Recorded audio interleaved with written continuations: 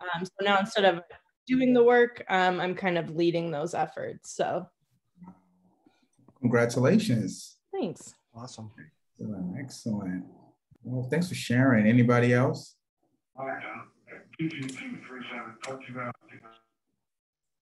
Anybody else? Going once? Really? Well, Ms. Brown, well, I'm going to give you a shout out. I'm enjoying your background. Can you tell me exactly what it is? Because I'm jealous.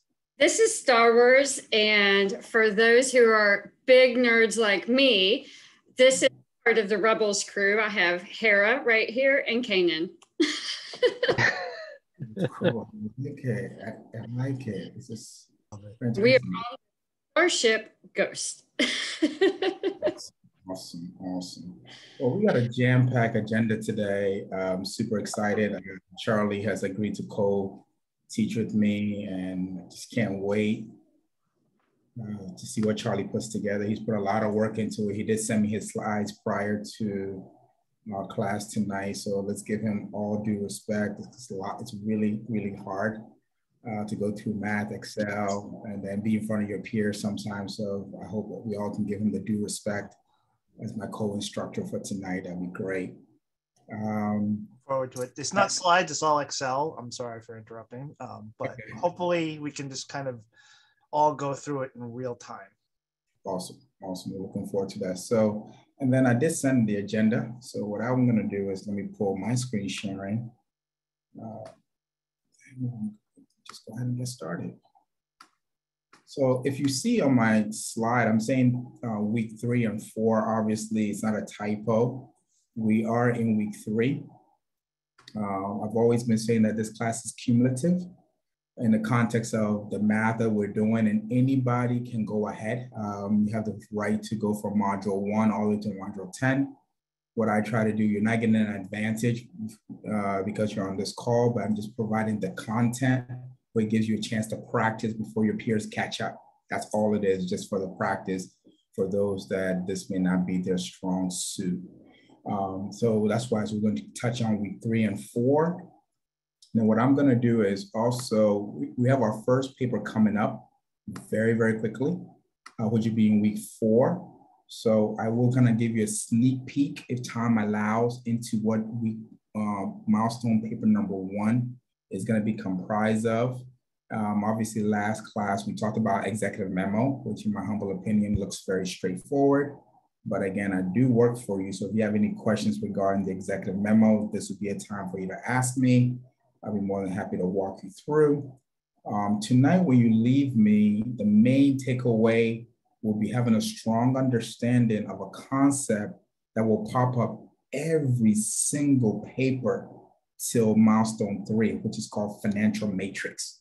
So if you walk away today feeling very comfortable with net present value, internal rate of return, payback period, and so many other variables that we're not going to calculate, but these are the top 3 that I think can give you a lot of confidence. And then you're going to have to incorporate that into your paper in week 6. So I just want to give you a sneak peek on that today. And then God willing, 8:45, hopefully we'll close. We'll go from there. For those that are your first time on your call, my introduction in week 1, I said I wanted to be a comedian in my next lifetime. So I do try to find jokes just to kind of lighten the mood a little bit before we get extremely serious. And the right-hand one kind of made me chuckle a little bit. It says, boss to an employee, do you believe in life after death? The employee certainly said not. There's no proof of it. And then guess what? His uncle shows up. And I hope it doesn't happen to anybody on this call. And then the last one, think about the guy, he's laying on the couch, going through procrastination therapy clinic, and then he's asking for 1 more minute. So sometimes for many of us that are working on time management, we keep hitting the snooze button. I think this might be a time for us to also get some help in that area.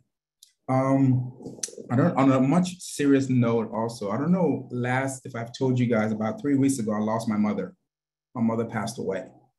And I am so sorry to hear that. That is a loss that touches the soul. She was my best friend, my everything. So one of the things you always taught me was around the word fear. So when I was putting these slides together, it just made me remember her. And for those that are thinking about your loved ones, your friends, your colleagues, ladies and gentlemen, life is really short. We never had a chance to say goodbye. She died of a sudden heart attack. So just something that I got a phone call that your mom has passed away. So it was nothing that I didn't get a chance to say goodbye. So if you can take it from me, anyone close to you, please tell them you love them. Please carpe diem that moment and just send them a text. I'm thinking of you, because life is truly short, okay? And I want to end on that. So her mantra in life was always about fears, that forget everything and run, or face it and rise. So that's what she always ingrained in her children, is that we arise above our fears. So for anyone on this call tonight that you have this phobia when it comes to calculations and math, I hope this quote does some justice to you, that we're gonna face it together, and then together we're gonna rise. Fair enough? Awesome. All right. So with that said, I'm gonna get started. So let me blow up my screen a little bit. And Darlene, you're straight on my screen because I'm in share mode. So if you wouldn't mind being my co-pilot in the chat, like Jim was for me last week. So if anybody puts anything in the chat, if you can just buzz me on it, I'll be so grateful if you're able to do that. If not, I can punt it to somebody else. Would you be able to do that for us? I've got eyes. I'm good. Awesome. Thank you so much. I was looking through the Wall Street Journal and The Economist, and there are some buzzwords that's been really popping up. And you're getting ready to start your paper. And in your readings, you're not going to come across many of these terminology, but you're paying for an MBA degree that is very affluent. Sometimes when we write these textbooks, by the time it's printed, it's obsolete. Can anybody agree with that in principle? Some of the terminology and the concepts are now fluent with modern times, and obviously it can be because the business world is really, really fluent. So these are some basic terminologies that I think when I see, I don't use the word I think, when I see in your papers, it's timely because it shows that you're really speaking the MBA language. So what I want to do, we're going to do a little bit of red robin. Anybody know some of these terms that maybe you can tell us, and maybe I can also add clarification? What is inflation? I think we talked about that already. Anybody remember inflation? No? Okay. When the value of money decreases. Okay, I like that, when the value of money decrease, right? So we talk about, are you making reference to purchasing power then? Is that what you mean? Right, a dollar is worth less than $1, I guess. Okay, right. So your textbook definition, to add on to what you just said, your textbook definition will be sustained increase in pricing. So it erodes your purchasing power. That's inflation, right? And why are businesses so concerned with this? Why are many executives, monetary policy, fiscal policy are so concerned with the word inflation? And how do we fix it? Anybody? We often deal with the, at least in a business, you're not dealing always with the present, you're dealing with the future many times when you're forecasting and you're trying to predict how to run your operation into the future. Can also adjust interest rates. I like that. Say that again. Adjust interest rates. And so it has a great impact on interest rate. Let's take it back to elementary, because you had a prerequisite class before you got to me. What is the textbook definition of interest rates? What was the best way you can describe interest rate? It's the cost of what? Anybody? Cost of debt. It's the cost of borrowing money. Thank you very much, right? So it's the cost of borrowing money. So always think of interest rate as the cost of borrowing money.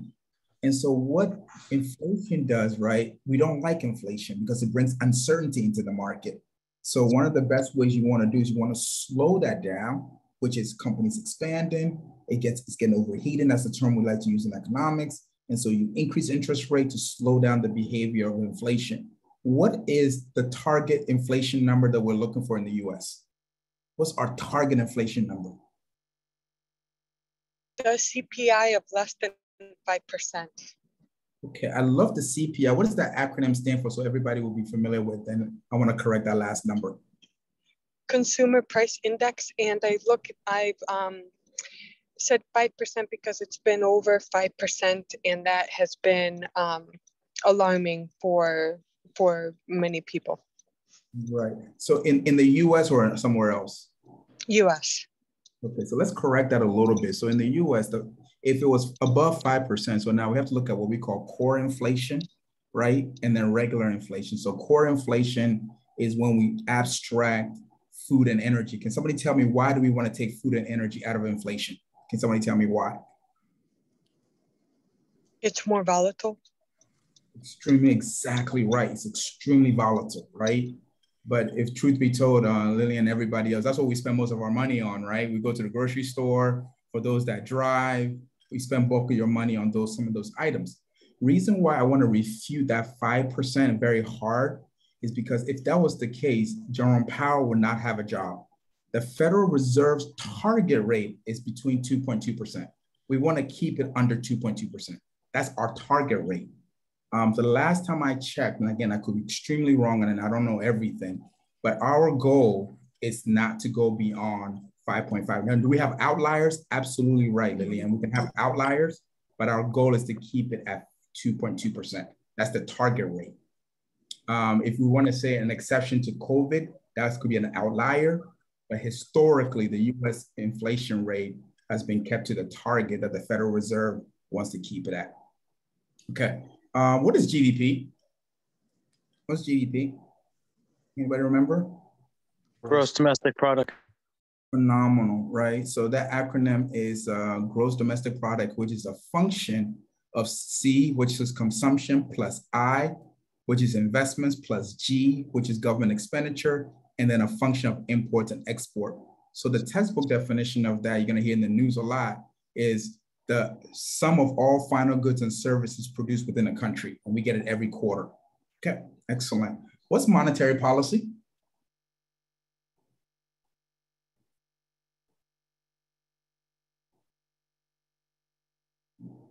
What's the opposite of monetary policy? Just refreshing my memory. Okay, it's okay. This is just something just to get us our brain thinking. That's also when we see these terminologies, you feel more comfortable. That's what I'm doing this for. Monetary policy is the control of the quantity of money that's available. Okay. So the opposite would be zero control and chaos. I like that. I like that. And what entity is responsible for managing our monetary policy? Then I can build on it, Danielle. Would it be? I mean, I'm assuming like the government Federal Reserve, but I might be off base there. To be very, very confident because you're 100% right. Right. So it is the Federal Reserve, right, which has 12 branches across the country, right, that their mandate is two mandates: promote price stability. What's another word for price stability? It starts with an I. Oh. Okay. Remember inflation. So a synonym of that would be price stability. Anytime you hear the word price stability, think of inflation. Okay. And then full employment, right? Our goal, because we have three types of employment. We have structural unemployment, cyclical unemployment, and frictional unemployment. What 90% of Americans in general that are above the millennial age are dealing with is called structural unemployment. Structural unemployment is a fancy terminology that says when our skills don't fit into the market. Okay. So let me go on to it. Not all the other ones are not important. So what I've done is I've provided more detailed definition, which when you get my notes, you can kind of just keep that in the back of your binder. So when you're writing your paper and when some of these terminologies ever come up, if you insert them in on the macro level or even on the micro level, like extremely excited. Transitory became very trending when COVID came in. Everybody kept using the term transitory. You could not even get one corporate CEO, not to mention transitory, because it was a buzzword of the season, right? Which is something short. What was happening to the economy was transitory because it was not going to last just a short period. For any of you that have an investment background or are into the stock market, note to what we call proxy, active investor, right? So an individual that can get onto a board. Their goal is to influence policy by buying a large sum. So these are some of the terminology I threw around. And I'm going to jump off of this slide in a moment. You've heard me use this term almost every week so far. It's C-suite, right? When we make a reference to C-suite, we're talking about that, if I can use this term, the hierarchy, the organizational structure of a company, looking at their CEO, CFO, all the positions that start with the C, we reserve it to as C-suite. Any questions on this so I can jump? I want to be very polite. Any terminology that you want better clarification on beyond the textbook definition? Going once? You have something in the chat. Mm-hmm. Hey, darling, you're fired. Hey, it just went there. It says transitory has the same for both 1 and 2. Is there another one? Lasting for a short period of time. Lasting for a short period of time. So yeah, I apologize. It should have been number 3. It's temporary. It's not permanent. It's temporary, right? So that's just a small fast type in there. Okay, so just think of it as something that is not lasting for long. And I was trying to find a second definition, so it's just maybe temporary. Good eyes. Anybody else? Going once, going twice. So, all right. This week, you're writing a post around uncertainty. And for those that have not started yet, that's okay. If you started to, that's great. You can always go back and edit. So what we're asking you to do is you're being asked, you have an audience that you have to provide some context of uncertainty and numbers, projections, being able to forecast. Now, the question is, how do you explain uncertainty? And there are some 6 buckets that when you're doing your research or looking at your post, that you can say, if I am to explain uncertainty, where would I put those buckets? The first one, in no particular order, is a term called presentation vehicle. Presentation vehicle, you've heard in this class, you're gonna see it in your rubric. It's a way of injecting infographic, color, just making it the optics of what you're presenting more presentable, because you will be surprised how people will give you credibility just for how pretty your slides look or your graphs. You'll be surprised. It brings down uncertainty. Ladies and gentlemen, it is true. You'll be surprised. And that's where you have these dashboards. You have many of these companies that are giving you data that looks so attractive that more people are interested in how the graphic looked than the actual content of what they're looking at. That's one technique to bring that uncertainty in presenting data. So if you make it more complex, very unreadable, let's see if we remember this from Communication 101. When you're being asked to give a presentation, right? How many bullet points were you trained to put on the slides? How many bullet points? Rule of thumb, just a rule of thumb. No more than how many bullet? No more than 6. Okay, I heard 6. Give me another number. 5. Say 3. 3, okay. You know, again, this is just no more than 7, okay. Right, so again, these are just rule of thumbs, right? It's very subjective. So people will always hear the caution around no more than 3, right? Just keep it really simple, nice, 3 bullet points. That's what people can really absorb. The moment it gets to 10, 12, you lose an individual. That's where I'm trying to give you a visual representation of that. Then the sensitivity analysis, right? So this is gonna come up in one of your calculations where we're gonna ask you to calculate a sensitivity analysis of 20% increase in your projections and 20% decrease in sales. And then the best way to do that is when I'm presenting any analysis, you just give them a sensitivity analysis. This is the best case scenario. Here's the average case scenario. And here's the worst case scenario. This is what I'm presenting. Versus leading the conversation with this is the best thing that's gonna happen. The moment you do that, you open up a room for uncertainty. Like, okay, what happens if these things don't go out? Well, guess what? You present it to them in front of their face. That brings that uncertainty. So what we call that sensitivity analysis. Once you conduct that, it brings that down. Risk framework mitigation. For those that work in the banks, any other financial institutions, you don't have to, but many organizations have it now, is contingency planning, right? Mitigating, and then potential risk. So within your post, if you talk about this are some of the ways where we will reduce risk, we do have a contingency plan. We have a plan to mitigate those risks, and then any unforeseen potential risk, A, B, and C. If you communicate what we call a risk framework, you bring down the uncertainty. And then if we remember prior to coming to me, there are two types of data that we collect. 99.9% of the data, I'm humbly saying this, in this research, is it going to be primary data or secondary data? Anyone?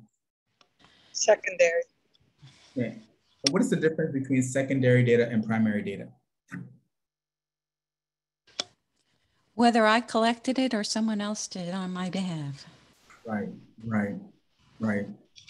So if you do, that'd be phenomenal. I like the word phenomenal. If you go out and conduct a primary research on your company, AKA collecting data where you can be able to analyze and you feed that into your paper, wow, you're a scholar. That's very welcome. But being able to differentiate between what is primary data and what is secondary data in your explanation of financials brings down uncertainty. And then last but not least, I don't know if you're really familiar with the different types of target audience. I try my best. I really try my best. If I'm not doing a good job, please coach me on this one, okay? To use delivery method or content that is relatable to all of us, right? And anybody in this room, if you're in the medical space, I envy you because you can have a conversation with your colleagues and I will have no idea what you're talking about because every industry has terminology. So the same thing when you're communicating to an audience, you have to understand your audience. When I'm talking to my colleagues in investment banking and economists, we start using terminology of like, wow, so you're like, what are you geeks talking about? Because we feel very comfortable in that target audience. But now when I'm talking to my 5-year-old about economics, I cannot use these concepts. I use frozen, okay? I have to bring in frozen examples. I have to use as much Disney as I possibly can, and that's how she understands that. So the point here is that there are 3 different types of categories of audience that if you communicate that message, depending on your ability to scan and profile your audience, are they lay audience? Are they managerial or are they expert? So lay is simply, look, they have this is not their forte, right? They're just, if you look at the Bloom's taxonomy graph, they're on what we call the bottom of the toe knowledge. You just want to try to grab something and go. Then you have managerial that have been assigned, right, to come and absorb this content and be able to teach it to somebody else. So they have to come for comprehension. And then you have an expert audience, right? Then this is their forte. And their goal is to actually learn something that they didn't know before. That's very, very important. So once you know which audience you're in, you'll be able to communicate the message better for them to understand. So ladies and gentlemen, this is the best I can do in 3 minutes about what are the different type of uncertainty that you can explain within your post, on top of your narrative, of course. Any questions on these clarifications? Can I ask a question on the prior slide? Absolutely. I think it's 2 slides ago. This one? Yes, on the bottom right. What is that graphic representing? Okay. I was trying to give you a macro image on GDP and looking at the size of the US economy. Later on, towards your latter part of the class, I will make a very abstract statement that the United States of America is the greatest country in the world in the context of the economy, and no country will come close to us. You're gonna hear a lot of buzzwords around China overtaking the US, not anytime soon. Ladies and gentlemen, not in our lifetime, unless you live to be 150 years old, maybe we can have that conversation. So I wanted to show the aggregate of the US economy. Now, we can forecast that US economy now is $22 trillion because it's upward mobility. And that's what that graph is, to show the macro side of the US economy. Does that answer your question? Yes, thank you. Okay. All right, we're getting there. So we're done. I'm gonna do a few more slides and then I'm gonna demo net present value, but AKA go into financial matrix. And then I'll let Charlie take over before I send you my slides. Okay, so last class, I sprinkled the concept, and stay with me on the left-hand side, this is where I am, where it says time value of money, discount, and cash flow. So my aim here is for you to understand what time value money is. The calculation, if this is being recorded, you can quote me, I could care less. I could care because you can hire someone to calculate net present value for you, but you cannot hire someone to interpret that for you on your behalf when you're sitting in a room. Is that a fair statement? I can have an analyst come and tell me, sir, for this investment that we want to do in the UK, here's the net present value results. Now I have to defend it to my investors. So now the formula looks a little intimidating, but it's not. It's not. So like I alluded to last class, so think of a dollar. I think one of your peers mentioned it earlier. Think of $1, right? $1 saved today, paribus syllabus, right? It's worth more than $1 tomorrow, right? So think about how money grows with time. And then we need a vehicle. I'm using the word vehicle, right?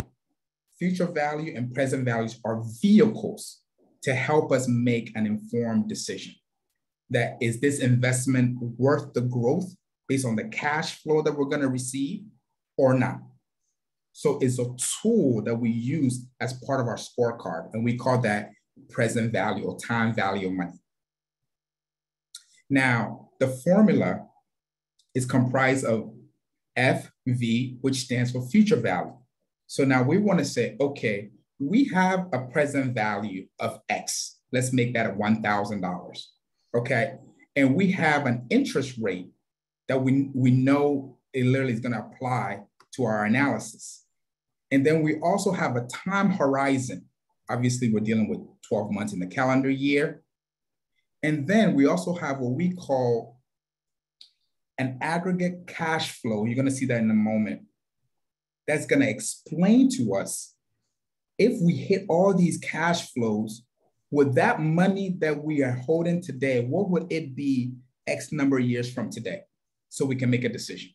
So let me give it to you in a layman's example. So we want to invest $20 million to expand to Saudi Arabia. That's the first country that comes to my mind. With X coupon rate, X number of years. And if we invest that money today, with the cash flows that we forecasted, we're able to generate 25 million. Is that a good investment?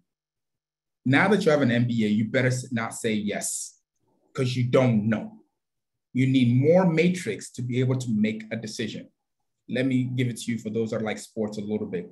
If I'm not in the playoffs, obviously, if the Redskins was up by 20 points in the first quarter, can I absolutely say we won the game? Can I say we won? No. First quarter. Why not? Game's not over. A lot more game left.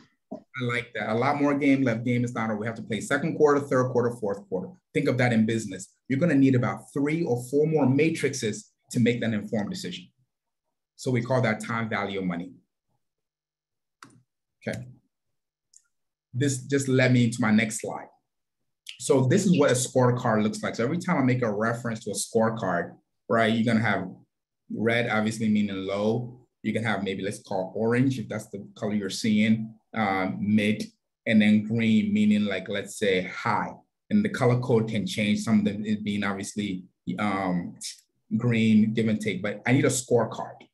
And when you talk about financial matrix, you have what we call payback period, return on your investment, return on equity, internal rate of return, net present value, risk analysis. And ladies and gentlemen, there are so many more of these numbers, it will blow your mind. I thought it was on my next slide. But what I want us to concentrate on tonight is being able to just do about 3 of them. Payback, net present value, right, and internal rate of return. And then the rest of it, with the help of Google and YouTube, you can also go through those matrix and calculate a few of them to buffer up your paper. Because every time you hear the word financial matrix, this is what we're referring to. being able to calculate these matrices to make an informed decision. But it's all year back on what we call scorecard, or AKA financial matrix. So another one is internal rate of return. It's one of the most easiest ones to calculate, but it has pros and cons, right? So one of the advantages, right, it accounts for all cash flows. And we're going to talk about, Charlie and I will show you what we mean by all cash flows, right? So the project internal rate of return is very intuitive, right? You'd be able to say, yes, I'm going to do it. No, I'm not going to do it. Okay. And then it adjusts for time value of money. That's what we like to use it for. For those that are bankers, a lot of bankers can say, okay, if I'm using internal rate of returns, very abstract. So lending versus borrowing, does it internally help us, or externally, do we have a better way of doing it? What I mean by that, you're gonna later on in this course learn something called global capital markets, okay? Which is a company making a decision, is it better to borrow money internally, right? Or go out to the capital market? Does anybody on this call have a direct experience where their own company lent itself money? Can you share that experience with me? Where your company actually lent itself money. What was the pros and cons in it? There's a rationale there.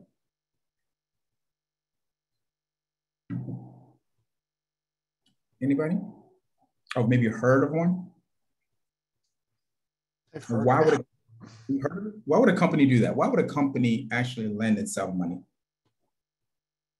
Would they expect a higher return in the future? Yeah, they expect a higher return in the future. Maybe if interest rates are really high, it would make more sense to finance internally where you're not charged interest on yourself. I don't know. But you were really, really close. You were really, really close. I loved everything else, but when you said the interest rate, they won't have to charge themselves. Maybe they have junk bond ratings, right? So if they go to Bank of America or Wells Fargo, they're gonna get a hit. But what they can do is find a prime rate and charge themselves a healthy market interest rate and deceiving themselves, but then they have to pay themselves back, right? So the fact that they make a loan to themselves, that does not mean that they're not paying themselves back. So they actually treat it on their balance sheet as a term loan. So the CFO will be held accountable for ensuring that money is paid back to the company. Anybody see the rationale there? But then they also have to do what we call an internal rate of return and do a net present value and do a payback period to figure out, is this in their best interest, or what is their opportunity cost? Because can they do something better with that money and earn a higher interest rate, right? So I can go to Wells Fargo and get a 7% loan rate, and then I can put that same money that I have on my balance sheet in the stock market and get 12%. Guess what? I net out. Last one. Payback period. So the payback period, right, it's a time, a number of years for you to kind of break even, right? So I have initial outflow of money, and how long is it going to take for me to be able to gain that money back? So we call that a payback period. So we use those matrices to figure out if it's a good investment or not. So what are some of the advantages and disadvantages of it, right? So clearly the limitations that it ignores the time value of money, does not cover all cash flow. So let's say, for example, if I have 7 years of cash flow coming in and I'm able to pay back my initial investment in year 3, there's a problem here, family. I disregard year 4, year 5, and year 6 and year 7 into my analysis. So it becomes very, very limiting.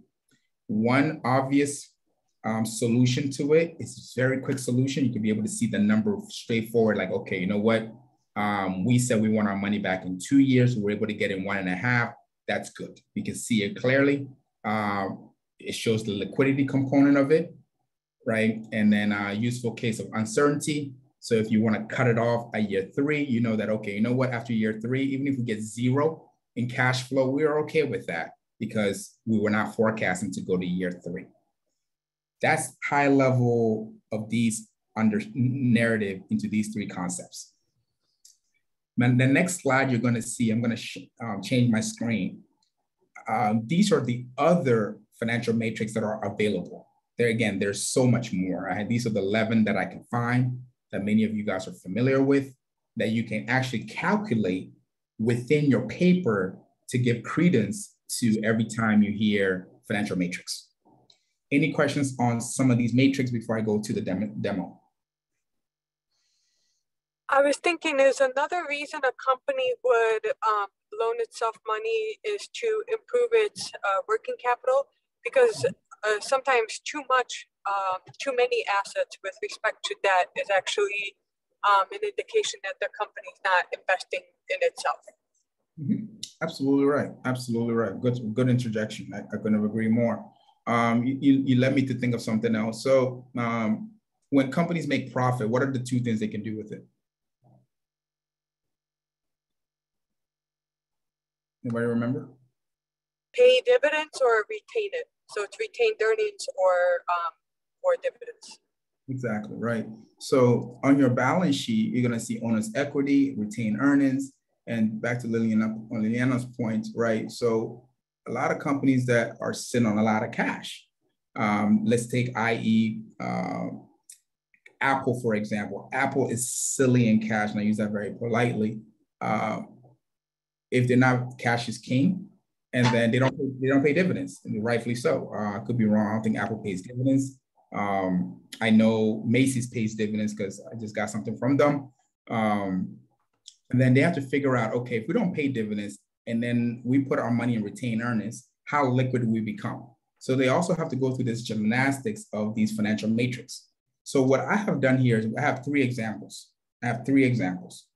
That I want to literally painfully walk you through. And then Charlie's going to practice some more. So let's start with net present value. And I'm going to patronize you a little bit, assuming that you have no idea how to calculate this before you get these sheets, and then you're going to practice along. Okay. So I've given you a general idea what net present value is. So now I want to show you how we calculate. So on the left-hand side, you're going to see the periods. Okay. These are just hypotheticals. Yeah. You can determine the periods. All right. It's a number of years. Okay.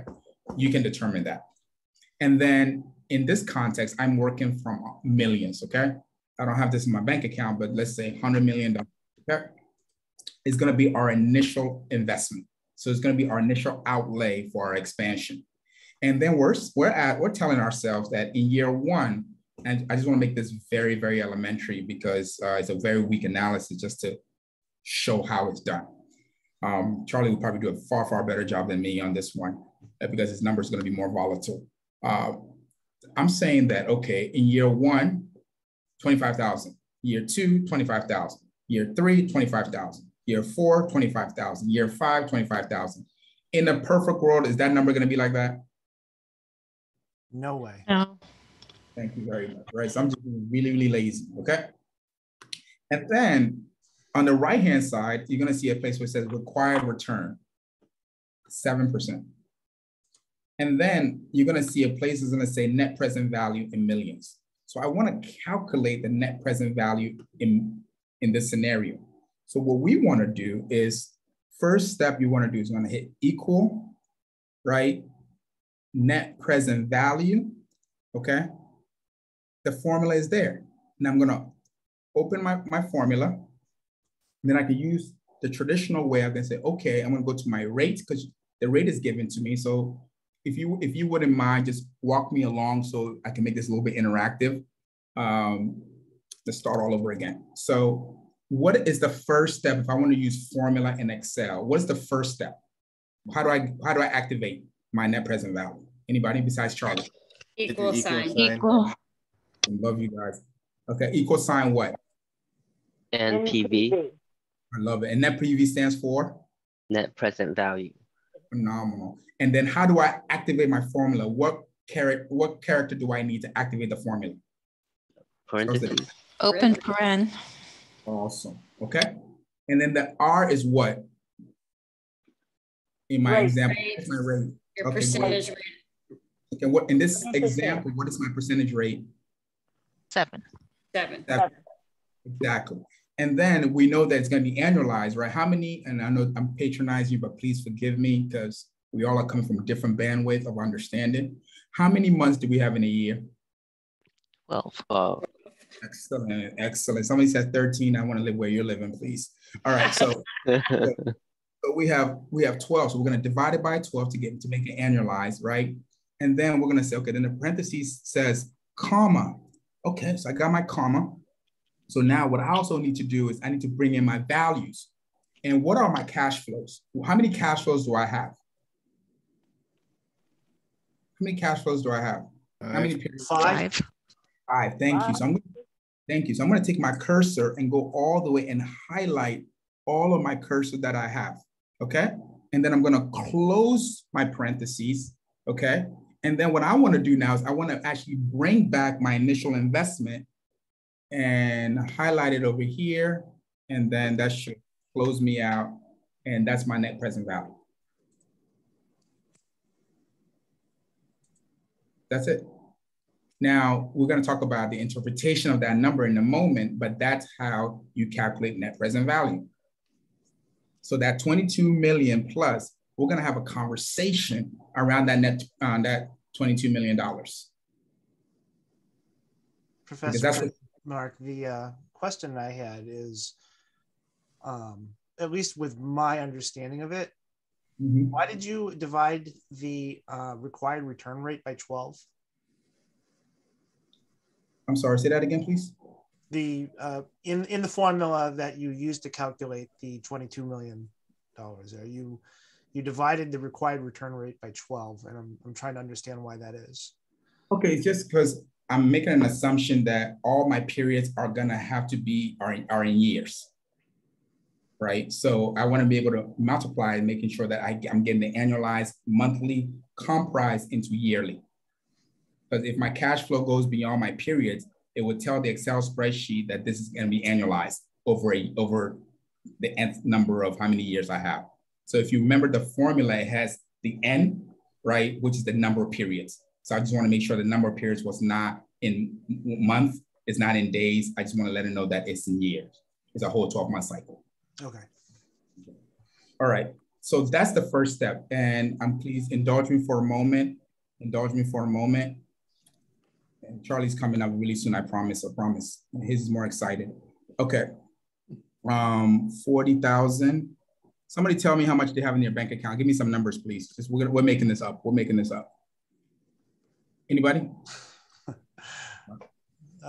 9,000.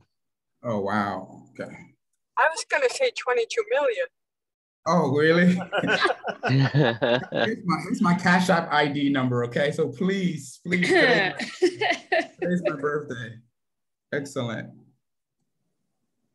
And I'm just literally, ladies and gentlemen, there's no rhyme and reason to my numbers, okay? I'm just trying to illustrate a point again, okay? So anybody walk me through, how do we calculate, ignore our initial number. We're gonna change that because the formulas are embedded. So anybody want to walk me through how do we calculate net present value again? Equals time. Yep. Equal. MPV. Phenomenal. Open parentheses. Phenomenal. The required rate percentage. Phenomenal. Divided by 12. Phenomenal. Comma. Phenomenal. Selection of B4 through B8. Phenomenal. So grab and drag. Comma. Comma or? Close parentheses, sorry. Phenomenal. Plus B3. You're a genius. Your borrow out. You're a genius. Right. So, you know what? If we outlay 100 million, all paribus syllabus, holding those constant. Wow, 111. Okay, we're in Lillian's bank account now, right? So now we're in her bank account size. Okay, awesome. That's one scorecard. Now, can we make an investment decision that this is because we have a positive net present value, we should do this investment? Can we make a decision? Yeah. Sure. Oh no, trust your gut. Can we make a decision that we got a deal? I'm going to Australia. Remember, I thought you the scorecard, right? We need more data. Yeah. Yeah, we need more data to make a decision. Remember, that's the whole point of this class, right? How do we train each other to quantitative and quantitative analysis so we can make an informed decision? And what you want to start taking away from these lessons beyond week 4 is I need a lot of matrices quantitatively in order to make a decision. One matrix is not enough. And you're going to see why in a moment. All right, so now let's do payback period, right? On payback period, we're going to have a cutoff year. Okay, we're going to say, you know what, we want to cut off our initial investment in year 2. It's just hypothetical. It could be year 5, year 7, year 100 is up to you. And then these are arbitrary numbers. Now I just made these numbers up, okay? I'm starting in year 1, $6 million, okay? That's my initial outflow. And then we made some money in year 1. We made $4 million. Can somebody tell me how I got to 1509? Just intuitively, looking at my screen, just intuitively. Negative 6,000 plus 4,491. Right. So I made some money, right? So I'm claiming that back, right, Jim? I made some money in year 1. So I'm able to say, you know what? I need to claim that for my initial investment to get to that point where I want to get to 0, right? Where I'm actually saying that I made my money back. And then year 2, I also said, whoa, I made 5,330. And now what's the problem here? There's a little problem here. So how much money do I have? What's my balance now? Am I in the negative or in the positive in year 2? Start coming into the positive, but you still got to pay that back, that 1509 back. But okay, you're right. I got to pay that back. But if I made 5 million, so 5 million minus 1.5, I'm going to make something positive now, right? Mm-hmm. Okay, so can we stop here? Can we say our payback period is 2 years? Can we just say it's 2 years? Because now we made our money. Have I made more than 6 million in year 2? Have I made more than 6 million? No. Are you sure? I don't think so. Okay, so let's work together. I work for you. So year 1, I made 4.4. Year 2, I made 5.3. So if I add that together, does that exceed 6? But your balance is saying 3.8. Right. So is it a negative balance or a positive balance? Positive balance. Phenomenal. So since it's positive, that means I have made the money. I haven't lost the money. See, year 1, it was negative because that means I still have to pay back my initial investment more. So my direct question is, can I stop here? Can I say year 2? I say no. Trust your gut, because you're right. Right? We can't say 2 years. Can somebody tell me why we can't say 2 years?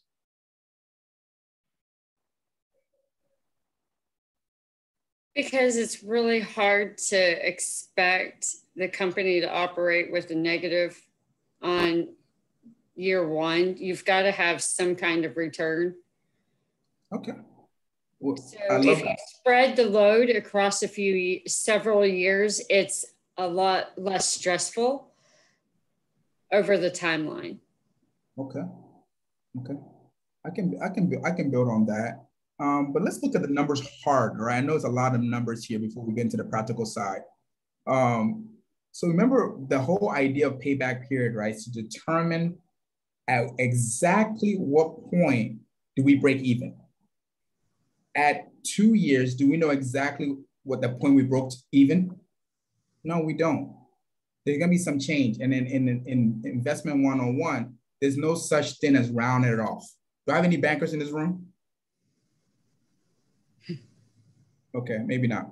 Right? We don't round numbers off just because we like it, because every penny adds up. Can you imagine if every bank tells you that, oh, your 6 cents on your checking account, it's okay. Oh my God, somebody's gonna be a multimillionaire because those 6 cents add up. So same intuition when you're in a boardroom, someone's gonna say, okay, the payback period, you said it's 2, you stopped at 2 years. Why? Because you left something on the table. It's not 2 years, it's 1.8, 0.4. And because those matter, that 1.84 matter because it's money. It's not just years, it's actually cash flows that we have to account for. So how do we calculate that? I'm glad you're thinking that. So I gave you the steps on the left-hand side, okay? So it's not exactly 2 years. So we wanna figure out to the science, how it is. So what I'm gonna do is we're gonna go equal sum, right? Parentheses, and we're gonna say, okay, so take A6. So you're just gonna have to do old-fashioned math a little bit. So you go to, okay, A16. So I'm gonna take that first block year, okay? And I'm gonna add it because I'm gonna do my years plus B16, that my first cash flow, right? And then I know that, okay, B17 is my next year. So I wanna figure out the multiple behind that. So I'm like, okay, so let me just divide it and see what I get. Okay, so I can close it out and divide it if it doesn't give me an error message. All right, and let's see what we get. Okay, it comes out to be that. I just, my example over here, if you can see, I actually added that sum, and you can take the 1 away, and it tells me that, okay, we are off by 0.14 because the base year is still 1. So the point I'm trying to make here is that literally we cannot come to a point we're gonna say the cash flow stops at 2 because we came into the positive at 2 years. That's all I need you to get away with. So like if I'm doing my cash flow payback analysis, I need to get to exactly the point where I know the money is recovered exactly at 6 million and exactly at 1 year, 8 months, and I don't know what 4 is. I don't know. I want to use 4 as days. I'm not sure, but I do know that exactly 1.8 months, we get our money back. That round off is okay. I'm not going to get into the decimals. If anybody's a genius on this call, which all of you are, explain the 4-2 to me, and then I'm going to learn something today also. All right, but I'm just going to, if I'm you, I'm just going to say, look, that's where I cut off. So the cutoff period is going to be 1.8. Now, here's where your analysis comes in on your scorecard. Now, what color would you give the cutoff year? Would it be green, yellow, or red? Green. Thank you, Ms. Brown. I like your energy on that. Why is it green? Because you're right. Because you start going into the positive and you're now making money for yourself instead of having to pay something back. Okay, and what was your cutoff year? How many years did you want to cut off? 2. What was your cutoff? It's 2. 2. Right? So we're telling ourselves our cutoff year is 2. Did we beat that target? Did we beat our target? Yeah. Yes. We beat it. We came in early. Yeah. We came in early. Now, what is the weakness in this analysis when it comes to payback period? What's the weakness? We don't factor in what? It doesn't take into account the time value of the money. Yes. And then what else? Very obvious on the screen. Doesn't take care of what else? What else? What's happening in year what? What happened in year 11, year 7? Oh. Yeah, I like that. Right. So your cutoff, it doesn't care about anything after your cutoff period. Exactly. And it could be pros and cons to that, right? So after 3 years, we could be tanking, right? So you have to factor that into your analysis. So that's where a lot of professionals will say that's one of the weaknesses to it, time value of money, and doesn't account for the other cash flow that comes with it. All right, last one, then Charlie's coming up. Okay, and then when Charlie comes, he's gonna be practicing, that's all. Okay, so we're gonna do an internal rate of return. Okay, so internal rate of return, I've explained to you already. If you look at the period, I'm just making the periods up again. It's 0 all the way through 7. My initial cash flow is still gonna be 6 million. And then I'm gonna have some numbers that I'm gonna borrow from my cash flow, payback period cash flow. I'm gonna put that in there. And then I'm gonna go to my formula. And then old Excel is gonna help me out again. So when I come to my old Excel, I'm gonna say, okay, let me hit equal internal rate of return, right? And I'm gonna open up my parentheses, okay? And then I'm gonna sum up all of my cash flow, and then I'm gonna divide it by my interest rate, okay? So if I sum that up,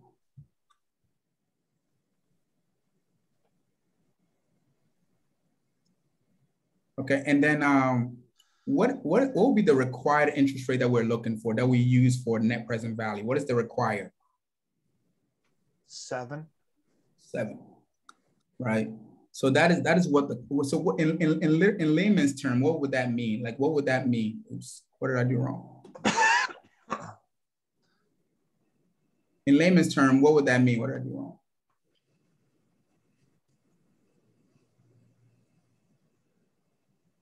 What went wrong? In layman's terms, what went wrong? What did I do wrong? Get the asterisk there.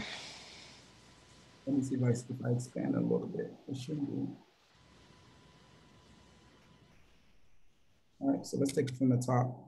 7% in E2 you might need to put it in 0.07. I don't know if that's it. It's just me talking out loud. Oh, why not? Help me out. Why not? So parentheses. Okay, let's summarize all the values. Because I didn't want to bring in the initial investment. So and then I'm gonna divide it by. Divided by. I'm taking your suggestion. It should just be the formula me pulling up. I don't know. Burgers.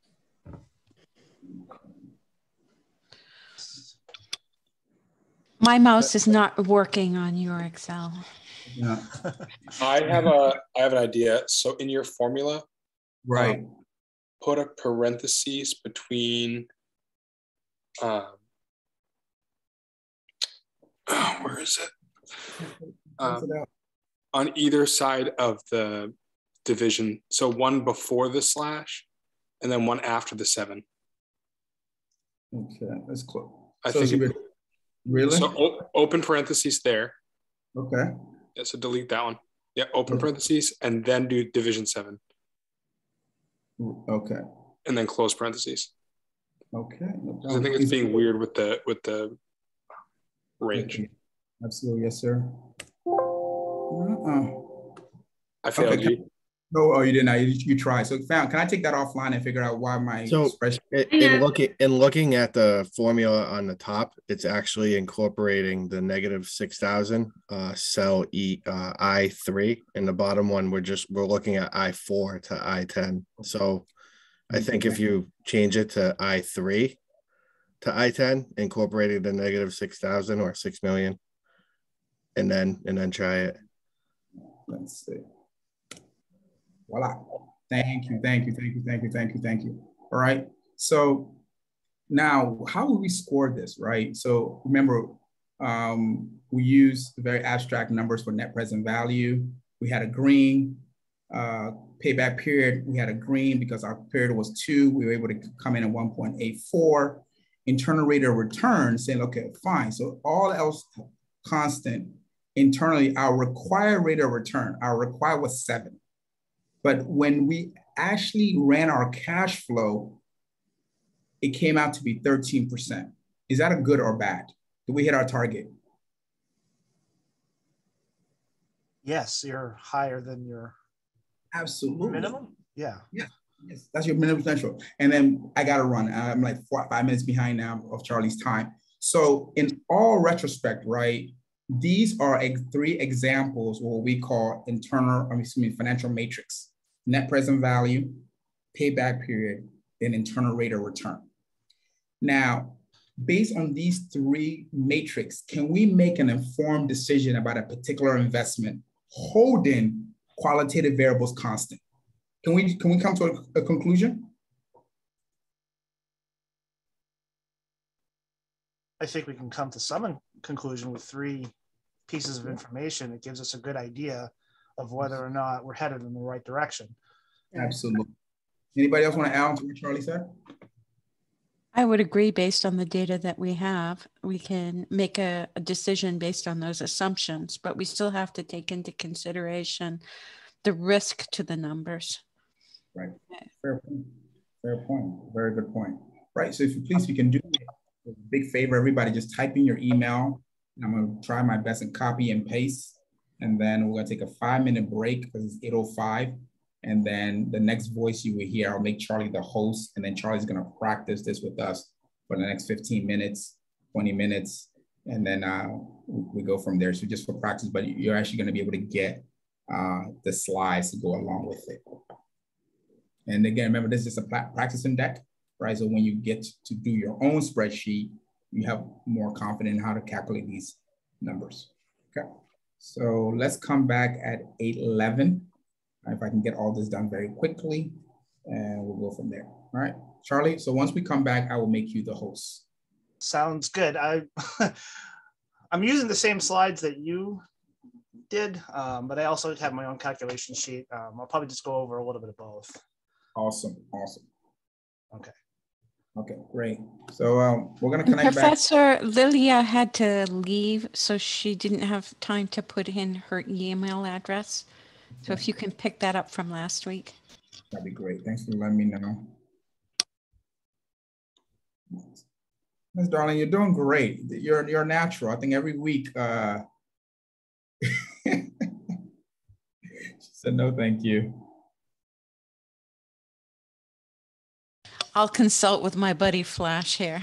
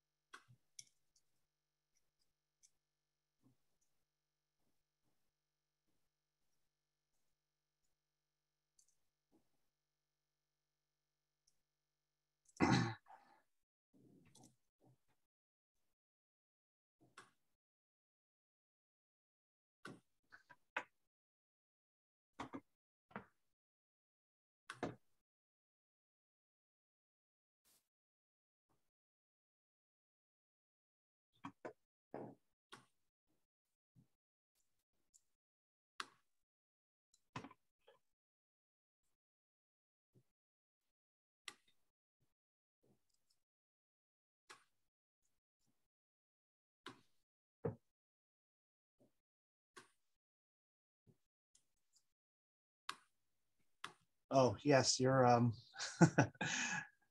you're welcome. I didn't really know to what extent Professor Bismarck was going to go over this sheet. He gave me the same sheet for me to look at ahead of time.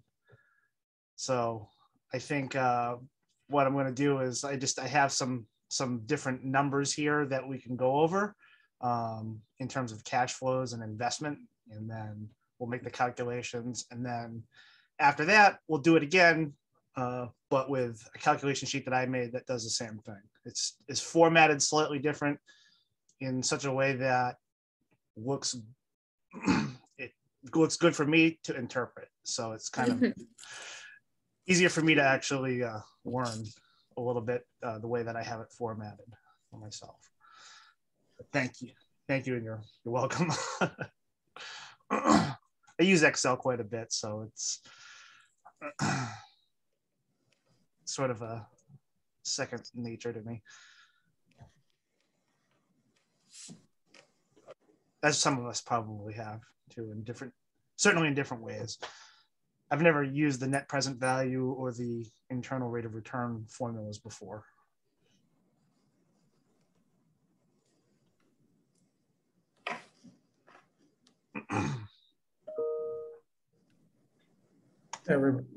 Everybody, I'm back. Sorry, I was about a minute or two late. Trying to cut and paste all these things can get a little long sometimes. So with that said, Charlie, let me make you the host. If you can maybe give your peers about maybe 4 minutes, 3 minutes or so for them to be able to receive their email and then open the attachment. I've received the email. Have you received it? Yes, sir. Okay. And just in case you haven't received it, please let me know and I can send it again, because again, I cut and paste individual names. So sometimes my eyes can escape me a little bit. Okay. It does look like you skipped Lily. Oh, nope, you got her. Thank you very much, Professor. Okay. So Charlie, I've made you the host now. So slightly you should have a different functionality for screen share option, and please take away. Okay, just give me a second here to take a look. For people to follow along, I'm not sure if anybody else is opening up the email. I think that Professor Bismarck included the Excel file that he gave to me. Let me share my screen here.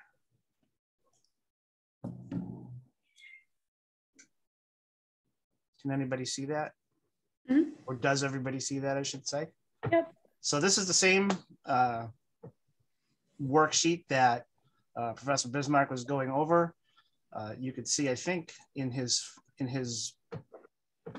teaching us this, that he went over these numbers here in tab 1. I'm going to skip over the numbers in tab 1 and just go to tab 2. And then together we'll go over the same calculations and enter the same formulas that we were just taught. At the end, I'll show you that I've taken the same format and turned it into a format that I like. The nice thing about Excel itself is that it's flexible and you can get it to work in whichever way you want. So these numbers here in the Financial Metrics Practice 2 tab show an investment of $8 million and then 7 periods of positive cash flow. Our required rate of return is 5%. So for us to calculate the net present value, if you guys remember, please stop me if I'm wrong, by the way. Hopefully somebody will catch if I do something different than what was just taught. So in order to calculate the net present value, we use the Excel formula. We start off with equals NPV, parentheses. And what we want to do is just take into consideration the future cash flows. So the future cash, actually first, before we do that, we need the rate. So you can see down here, when you start to type the formula, people may know this or might not know this. It will tell you what you need to do next. So for the NPV formula, we need the rate, which is cell E2. comma, and then we need the future cash flows. I think before I do that, this is one of the questions that I had earlier because I didn't understand it, but I think I do now. We need to annualize that rate by dividing by 12. And that's our formula that will be used to calculate the present value, the net present value of all of our future cash flows at a required return of 5%. After that, we subtract out the initial investment we made, and we should get that net present value. As you can see, it kind of matches. So I think I did the calculation correctly. The payback period.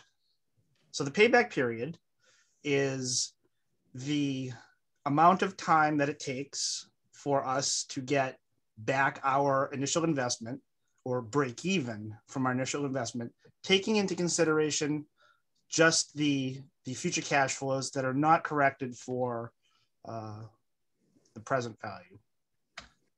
So this is really just a simple algebraic formula.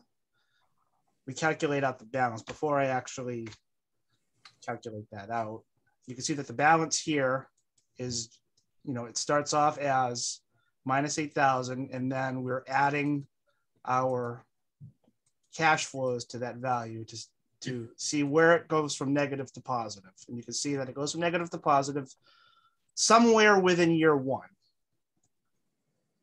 To do that, I believe we hit the equal sign. I'm not so sure you need the sum that was in there. If we just take the year that we know that it starts to turn into a positive number, and then we take the fraction. So basically A16 plus B16 divided by the cash flow into the next year. And that should give us the fraction of when we will break even. I don't like many decimal points. I like to reduce that down. Many decimal points don't mean anything. So it's nice to have it nice and clean. I think Professor Bismarck was saying earlier about how we make things clean to present to our audience. This is one of those things where you have a million decimal points. You don't really want to, it's a lot of noise. Payback period is saying that we were going to pay this back in 1.75 years. However, that might not be great. There's a reason for that. It is listed here that our cutoff year is 1 year, and we did not meet that. It's taking longer for us to pay that back or to break even than our 1 year period. That's no good. Lastly, the internal rate of return. There is a formula for that, the IRR. And it takes into consideration not just future cash flows, but all cash flows. That includes your initial investment. So your formula is IRR, and then your entire cash flow divided by your rate of return.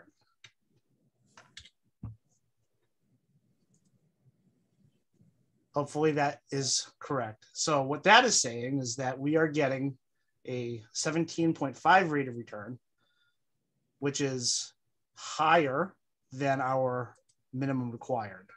So it says that it's going to give us a good investment there. The net present value is positive. That says that we are good to go with our project as well. We're not losing money on it in the required time period. But our payback period is more than our cutoff year. Any questions so far? Charlie, excuse me, this is Leslie. Hi. On the very first one, my numbers are different than yours. My net present value is 36,417. And my numbers came out to 55,000. What? Maybe on the first tab as opposed to the second tab. I don't know. financial metrics practice too? Does the formula, so if you click on the formula or where it's being calculated. Yep. This is the question that I had earlier, and perhaps it's the reason why it's different. So in your formula, if you look at it, the NPV parentheses, does it say E2 divided by 12? Yes, and I see what I missed, the B3. Okay.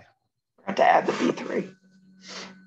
That's less your initial investment.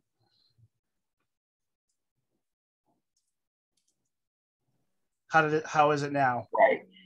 So my NPV is at 36,000 now, although my number matches the net present value that we just created in the formula. Charlie, can I help? Yes, please. Okay. Can we just double check, make sure that the entire cash flow is exact the same? I did, they are. So initials 8,000 all the way down to 5.5?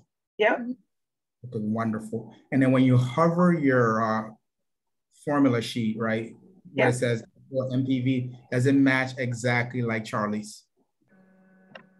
This is,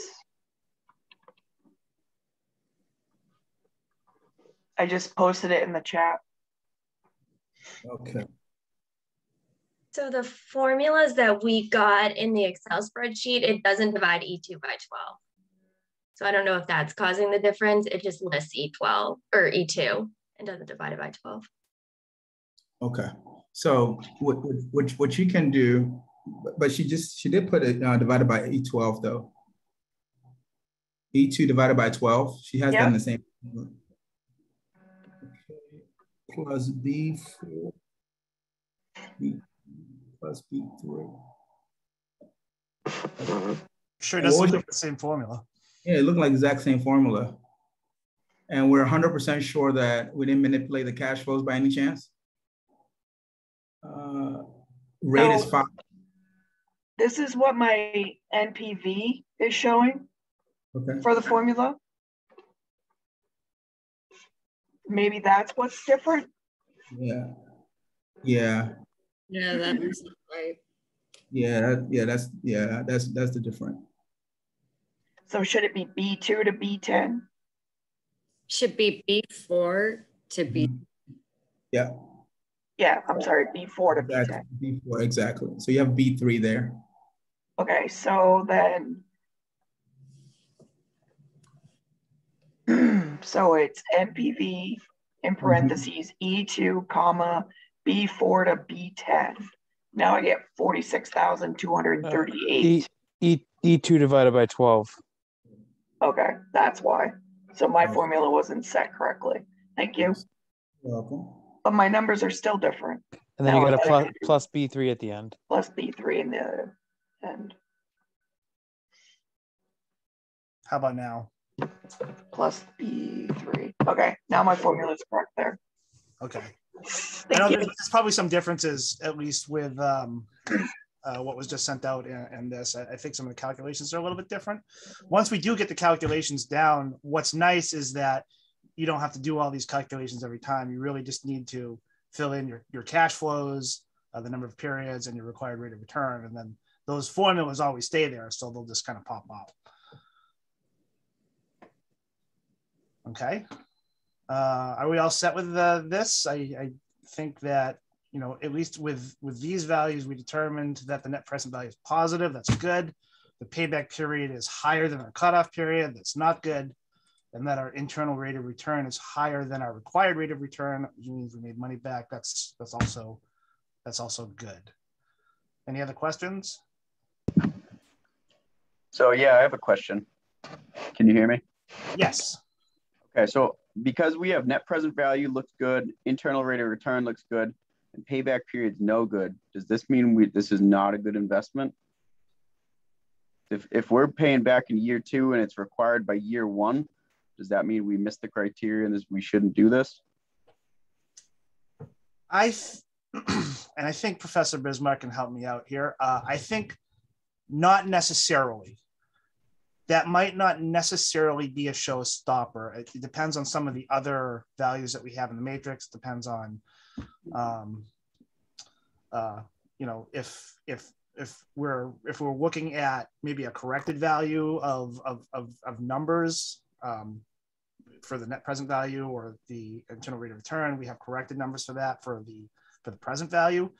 But I'm not sure if management says we have to pay this back in 1 year, that could be a showstopper. So it's not necessarily a showstopper, but you know, at least according to this, we have one value that's no good.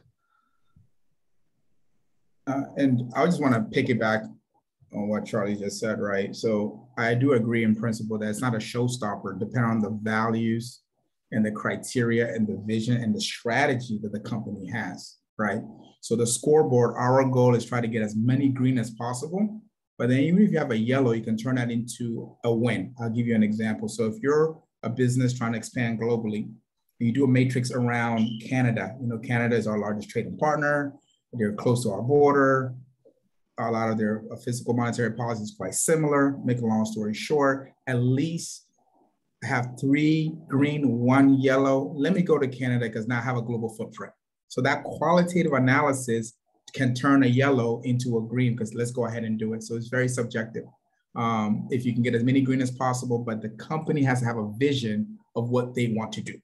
And then what you guys can argue for that position that, yes, let's go ahead and do it. Even if we don't meet the internal rate of return, let's go ahead and do it because we have other intrinsic value that can bring supply chain. We're closer to our manufacturer. We're expanding into new market territory. We're diversifying our portfolio, X, Y, and Z. And decisions are made like that all the time. Okay, thank you both. You're welcome. Okay, so I don't want to take up too much more time because I'm looking at the time, it's 8:30 already. I just want to sort of go over, so we see this Excel sheet. It's, you know, it works for the calculations. It has all the information. Again, you know, you can, you know, what's nice and flexible about Excel for people who don't use it a lot or people who are scared is that you can make it work for you. You can format it in such a way that it looks different for you and gives you sort of indicators of, you know, it makes it easy so you can fill in information and it gives you indicators of whether it's good or bad. So for example, you see this sheet. This does the exact same calculations that we did previously. If we're, you know, where it's orange, that's where my my inputs are. So let's say we need a 10% return. Let's say we need a cutoff period of 3 time periods. I'll say 3 years. Initial investment. I'm just kind of filling in random numbers so you can kind of see how it works. Let's say it's $10,000.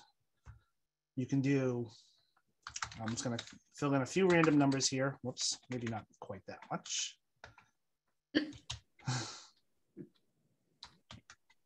We'll go out to 6 periods.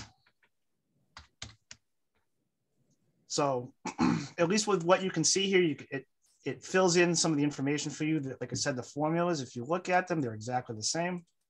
NPV. They have conditional formatting, so you can add additional formulas in there to tell you whether it's good investment or bad investment. Your payback period, it finds where that inflection is, where it goes from negative to positive. It tells you, is it good? Yeah, we're less than the cutoff period. And then the internal rate of return, I didn't get this formula right, I don't think. I need to go back and take a look at it. But at least according to the way this is calculated right now, it's less than our minimum, so it's not a good investment. So that might be a decision maker for, you know, some project that we're working on. Anything else? Okay, Professor Bismarck, I think I'm going to turn it back over to you. Can we give Charlie a hand, like a virtual Zoom? I don't know how we do Zoom, maybe. I've seen people do the jazz hands for clapping. Charlie, you're welcome. If you have any questions, if you guys have any questions on any of the things that I did, you know, feel free to reach up to me by email. If you want to take a look at the sheet that I showed you, you know, how I do some of the other formulas for conditional formatting, I'm happy to go over it with anybody here. It's incredible. I think Charlie brought to light how important it is for us to do this, right?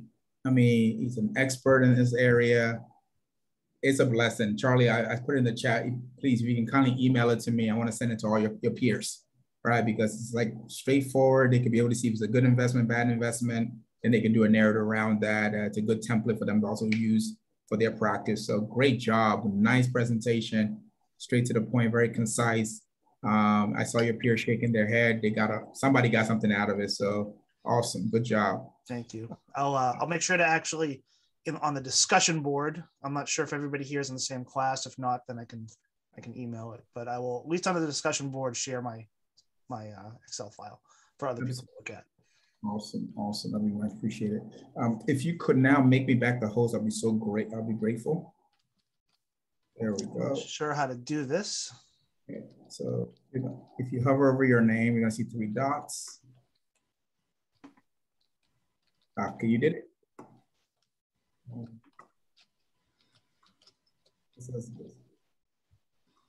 Where do I have over my name? I'm sorry. I've never been made host before, so.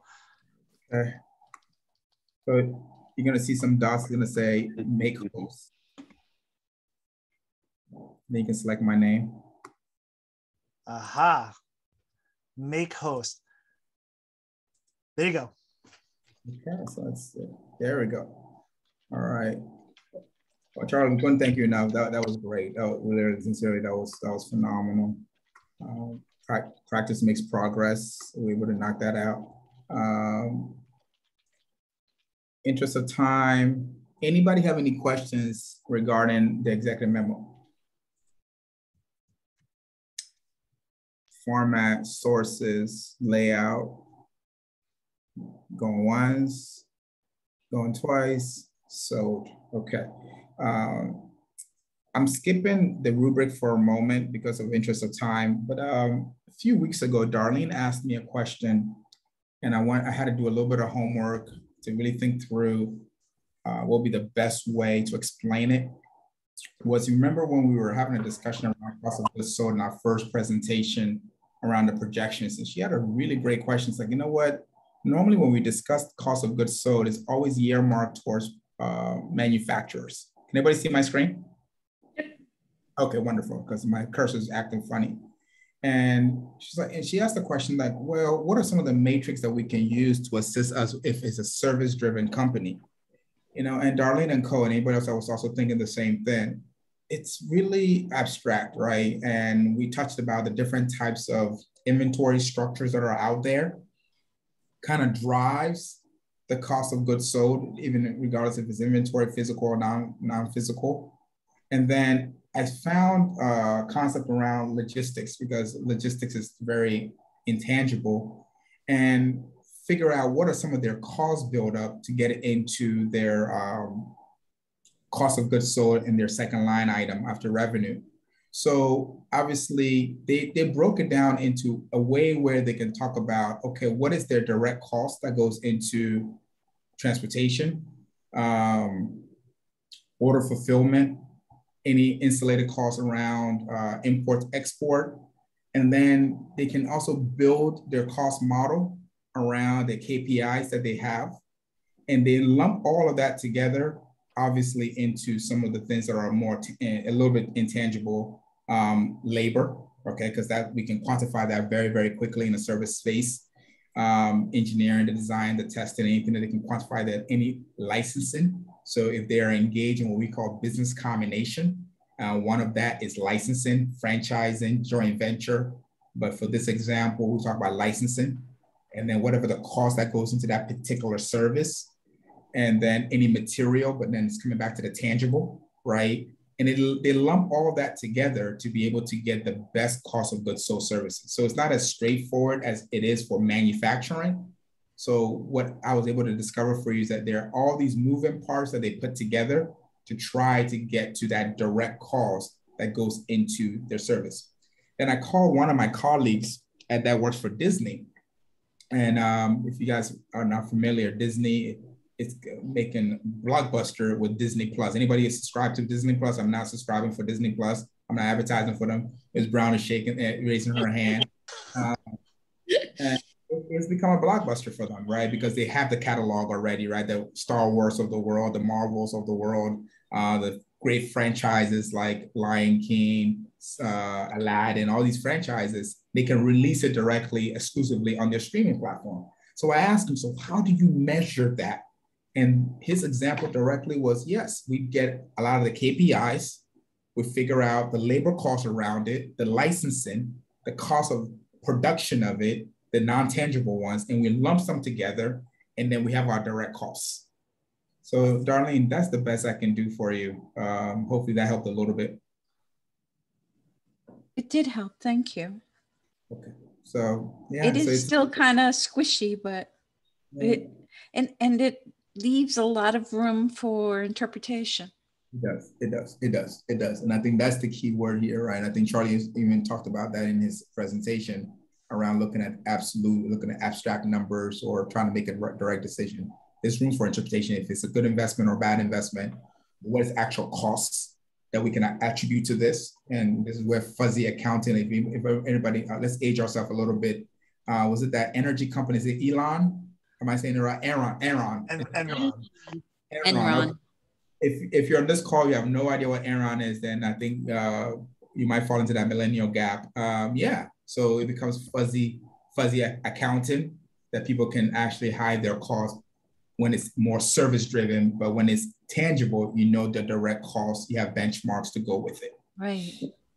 All right, awesome. My last two slides. So I want to give you a sneak preview of your first paper and how I do it. Okay, so next week we have a case study, which is run and buy, phenomenal case study. You're gonna get a lot out of it because it's very practical. And then we're gonna go into the slides again. So you're gonna see it again. So in your rubric, this is on the left-hand side, I literally copied and pasted your rubric. So sometimes it's very vague. And I wanted to unpack it. So your milestone number 1 is APA format, proper title, and then it gets into your first rubric, which says describe the investment project. Be sure to provide sufficient details to give a loan, the committee, a firm sense of the parameters, keyword parameters of the activity and the need for it, and what financial matrix. Oh my God, I didn't make this up now, right? What financial matrix? Now you have a very strong understanding of financial matrix. What are some financial matrices that we just went over right now? What are some of them? Anybody? Net present value, internal rate of return, phenomenal, payback period. And there's so much more, exactly, right? These are the 3 we went over today. Are relevant to determining success. In other words, what do you propose to do? Where, what marketplace fills that need, and how would you measure success? That's what I'm asking you to do. Now, if you're thinking like, what does this mean? Welcome to my world sometimes, right? And I have to explain to students in layman's words what it means. So when you hear parameters, right? Parameters is a fancy word for saying, what are the business combinations? What are your boundaries into your expansion to the country? So you're describing the country, a high level overview, what you're going, macro indicators, micro indicators, how lovely the country is, their geopolitical stuff. And then the assignment says, okay, now when you're done with all those fluff, what are the sense of parameters for the activities? How are you going to get into the country, right? Are you going to set up a JV? Are you going to go in and set up an entire factory by yourself? Are you going to do a partnership? Are you going to do a licensing? And these things is part of your research to figure out what are the best matrix for that. And then the next part of that, if you hit 3 of these, you're getting full credit, you're getting proficiency. Then it says what financial matrix are relevant to determining success. Now you have a benchmark. You can say, okay, I have some financials that I've already done, my projections.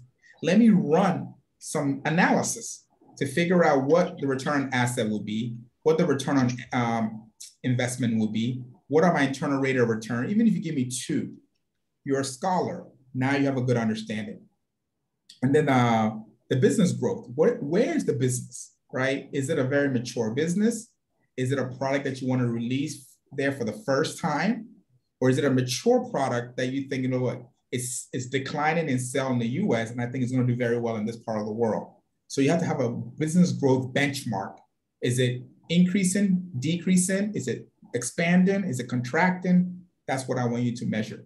And what are the trends? Is there any particular trends for that particular service or product? If you cover on the right-hand side, you should be able to get full credit. Be able to explain in your paper what those buzzwords are. Then the next one,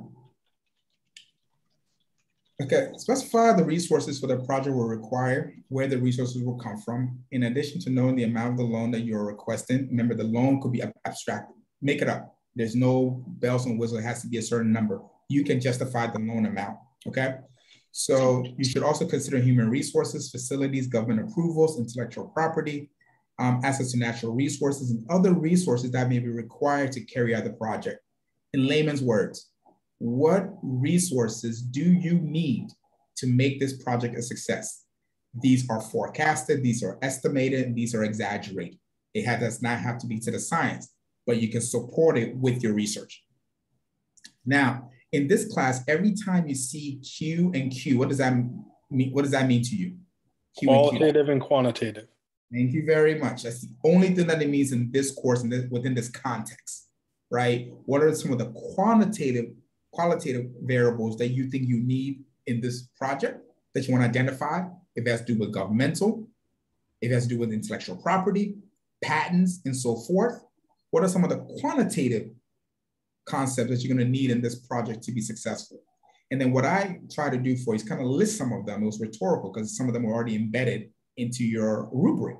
Human resources, right? Are you poaching executives? How are you going to recruit people? Is it domestic? Or are you going to fly expats from the US to go and set up those businesses for you? So have some general human resources. Facility, are we building up our own office? Are we going to find a rental place and start from there? Are we going to find an old warehouse and convert?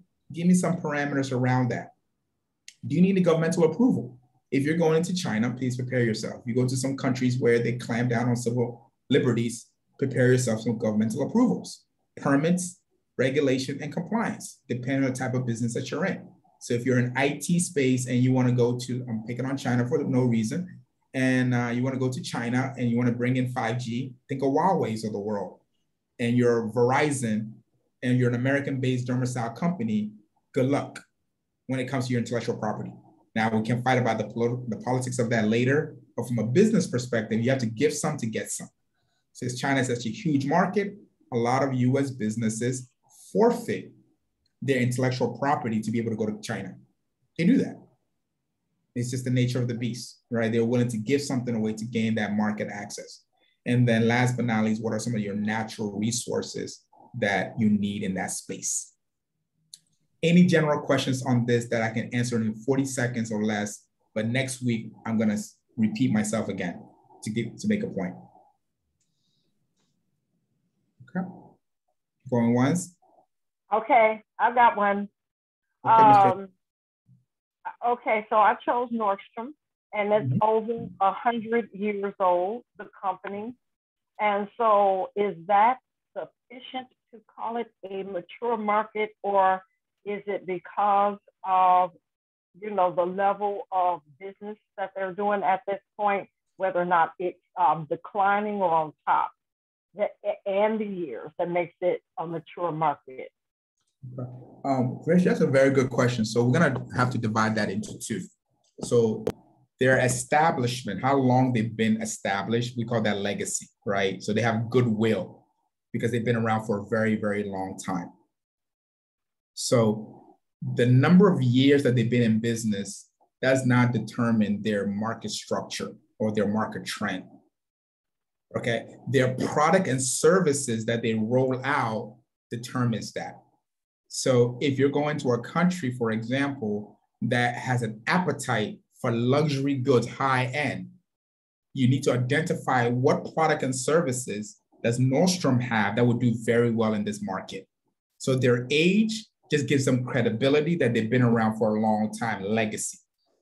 Their innovation of their product rollout and their service rollout determines their market trends and if they're relevant to the market that they're going to. So let's say, for example, I'm just picking on this country, just comes to my head first.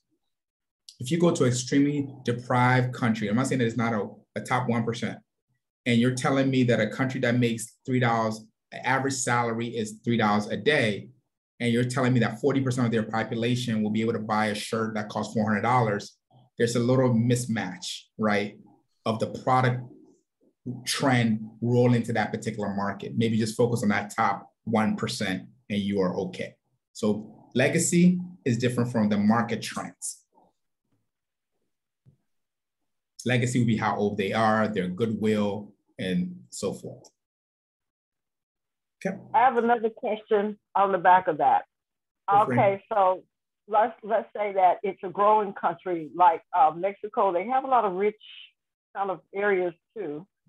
So with the people that, you know, in the more affluent areas, you know, especially people that vacation and Acapulco and, you know, Cabo, whatever, you know, down there, Cancun, Cozumel, you know, I definitely think a Nordstrom would work in those areas. That's what I'm thinking. Really, really well. And if you're taking active notes, write this word down, demographic. Write the word demographic, right? And you're gonna put that into part of your understanding your market growth. So the demographic will be age, race, gender, economics, aka income, and then education. Paribus syllabus, there is a correlation between the more you're educated, the more you earn. There's a correlation. I'm not saying that if you have a PhD, you're extremely rich, no.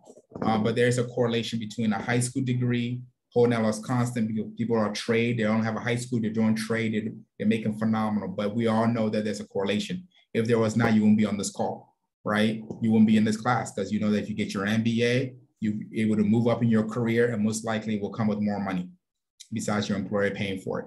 So focus on the demographic. So once you hit Mexico, what is that demographic that you want to sell that product to?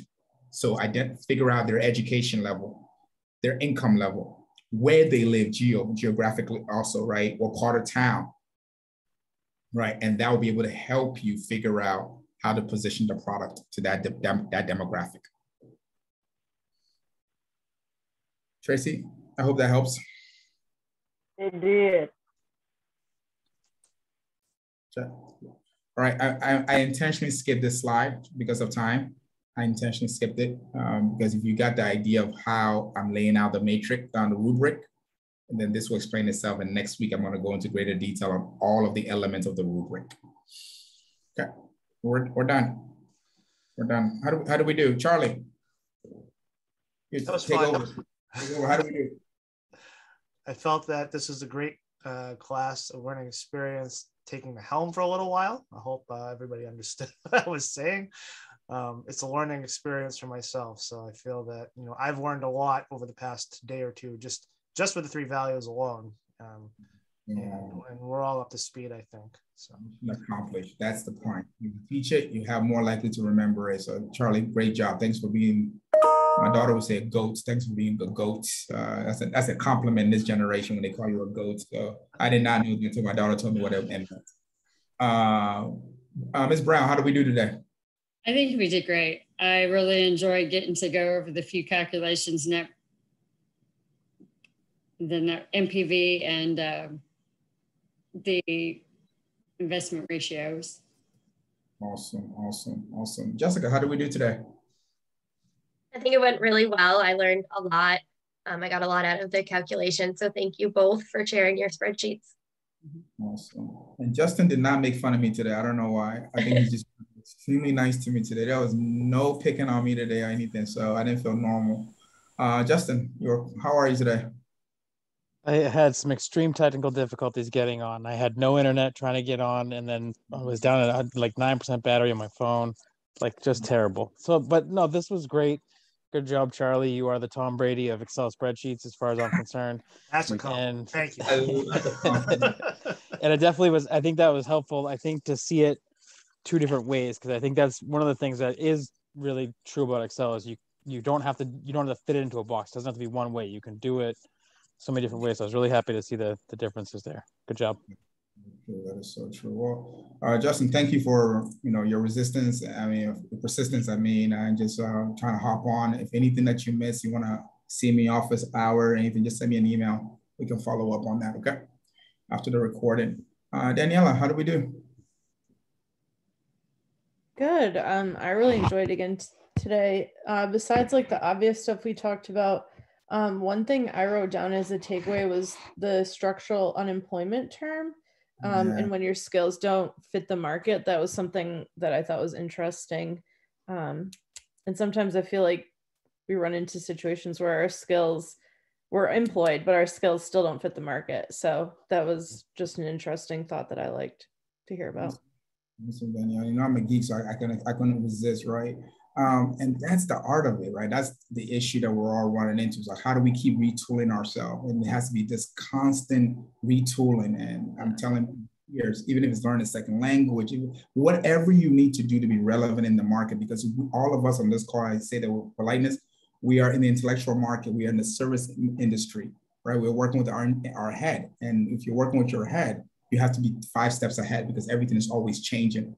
And when you look at the coal industry, one of the biggest reasons in the middle of our country, people are fighting these industry because they don't have the tool set. And how do you expect someone, I say with humility, please, that since high school, they've been working at a factory, they've been able to buy their first home, take their kids to college. Now they're 62 years old. They just lost their job. You're telling them to go back to school and retool. Are you serious? They're going to fight you. I will fight you. Right. So the onus is on all of us on this call. Don't ever stop learning, please. Right. Because that's your value. That's your value proposition to the market, adding value yourself. So you don't hit structural unemployment. It's very real because when you hit a certain age, it's a lot harder to do it. Millennials, they can get away with it. But when we hit middle of our age, we're set in our ways. So take that structural unemployment, keep retooling yourself, and you'll be fine. All right. Pong, how are you, buddy? I'm gonna get it right. Bong. Awesome. Yeah, I think this was a really great session.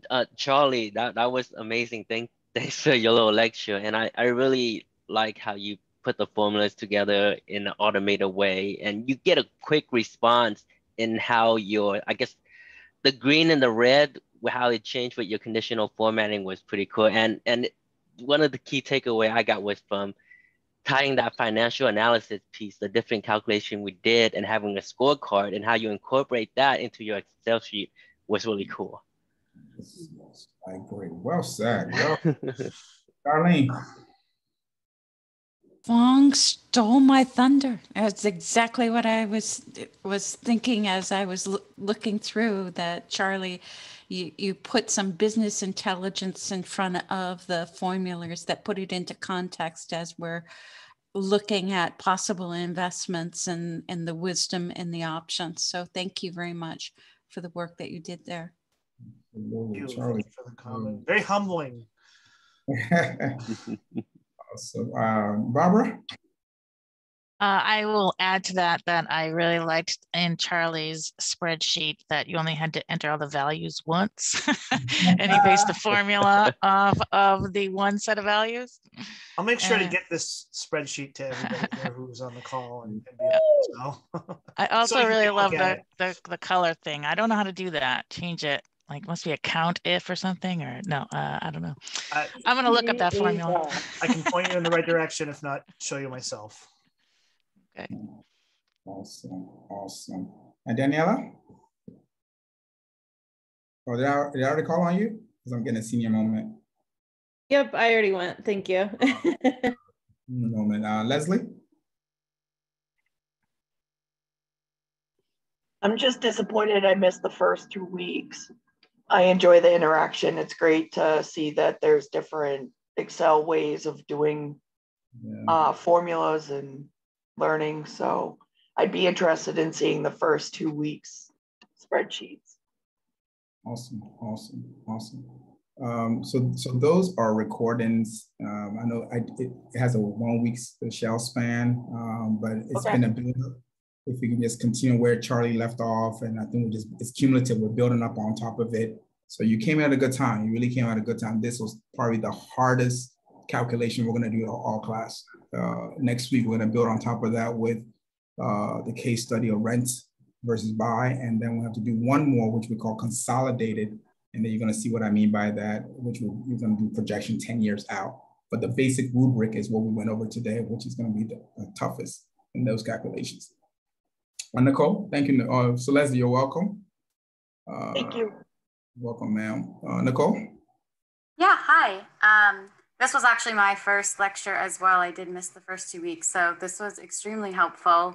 I was not expecting that. So it's really great to keep learning. As you mentioned, it's always good to continue learning as you get older. I work in learning and development, so I love learning, even though it's always a challenge, or at least in the finance world, it's a challenge for me. So this was really, really helpful. So thank you. Absolutely. That's great. That's great. Jim? Same comments as everyone else, really. Charlie, fantastic job. One Excel geek to another. I couldn't have done it better myself. Appreciated the slide on explaining uncertainties. I think that'll be beneficial in this week's discussion. The breakdown of the 6 buckets there. So yeah, it was a good session tonight. Thank you so much, Jim. Ms. Harvey? Hi, class. Well, first of all, the way Charlie went through that, I would say I feel like I need Excel for dummies. He made it seem so easy and kind of zipped through it. Yeah. So, but he made it easier, so I was able to understand it, and especially with the different colors and things. But yeah, I have some work to do. I'm just put it like that. Awesome. Well, Charlie's an email away. So all of us literally email. Excel for Dummies is for all of us on this call. I say that with him. Excel is so fluid. You can do so much, learn so much at different angles. So we're in the same boat, Ms. Harvey. You're welcome. Got Sean? Hey, so this is my first class of the semester too, joining in on the Tuesday night call, but also, this is the first time I've taken a class at STU that's offered this, and I love it. So keep it up. Thank you for everything. It was a great session tonight. Thank you so much. Thank you. Keep joining us. And again, I said, this is not mandatory. It is something that we hold dear to our heart, just for us to collaborate, learn from each other. And I think Charlie was a perfect example of how it works. We all can learn from each other. And Lillian's contribution, everybody's contribution is how we build knowledge. I would greatly disappoint if you think I know everything. I'm a dumbass, so welcome to my world. But if we all, I'm really 1 + 1 is 4. So, but if we all put our heads together, we can do some stuff awesome together. And that's what I love about. For 7 years, I've been doing this, and it's not for everyone. Please, it's not for everyone. There's some students they don't need this. There's some that need this, and that's why we do it. So, Sean, you're welcome. Constance, you did very well. I got your email. You did really, really well. What's your takeaway? Still there? Because he's putting a late nighter, so I don't know if his boss is around. Maybe now he can't talk because his boss is around. Right? Okay, so I'll let him go. Professor, before you go to the next one, there was a question on the chat. It says the email only includes the spreadsheets, not the slides. Is that correct? Yes, it's correct, because I'm having a senior moment there, no pun intended. Immediately after this, right, I will add the slides to it, because I did because my only mind was, I'm not making an excuse for it. It was my error. There's no need to spin it. I'll send it immediately after this call is done. Okay. So the answer is, oops, and the check is in the mail. All right, that will work. That will work. That will work. In closing, for me, real quick, Lillian sent a link in the chat regarding a Wall Street Journal article. Get a chance to read it. Was about the inflation piece that we talked about, right? And this is the point I was trying to make earlier. So we cannot take a 1 month moving average and make it an aggregate number. Does that make sense? So when we have a quarterly inflation number or a 1 month inflation number, that's not aggregate. All right, so I just want to make sure we are really, really clear on that. So when these numbers come out, during the summer, we had a GDP of when we were trying to recover GDP of the US GDP for 1 quarter, don't quote me an exact number, was around, let's say 5%. Are you kidding me? That's not gonna happen. I mean, unless we hit a massive infrastructure bill, that's like $5 trillion for sustainability, then our GDP will come down. But if we hover around 3.3, wow, we're doing great. That's a blockbuster. But for an emerging country, right? The Philippines, Malaysia, if they're hitting 7, 8%, or let's say Nigeria, Ghana, those are emerging. So sometimes interpretation of number is very important. That's my point. You cannot just take one isolated number and says, oh my God, it is. It's not that. You have to see the measurement of the matrix before you make that decision. So if somebody comes and tells you that, oh, inflation is in double digits in the US, that's not correct. It could be ironed out. We can have a 10%, 5%, 1%. If you take the average of that, then you have the actual number. Now, remember, we do aggregate. And last but not least, I got to jump off. Anytime a policy is made in the market, and when I use a policy, tax cut, tax increase, interest rate, major policy hike, it takes about 18 months for all of us to feel it. There's a lag time around 18 months. No perfect rule of thumb for us to feel it. So there's always lag time in numbers when it comes to economics, all right? So I read the article she sent, so I just want to clarify that. So inflation at one point, I think in December, was 7%. But we can't say inflation in the US is 7%. And I wish she was here to defend herself, please, all right? But read that article and you see it. So it was exactly right. It was 1 month, but we can't take a 1 month number to say US inflation is 5%. It's misleading. Is it a fair point? So that's what I'm trying to teach you how to do in this class. Before we jump, we have to look at different factors.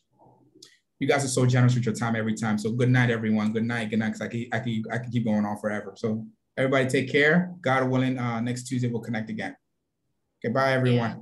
Thank you. Night. Have a good night. Have a good night. Bye.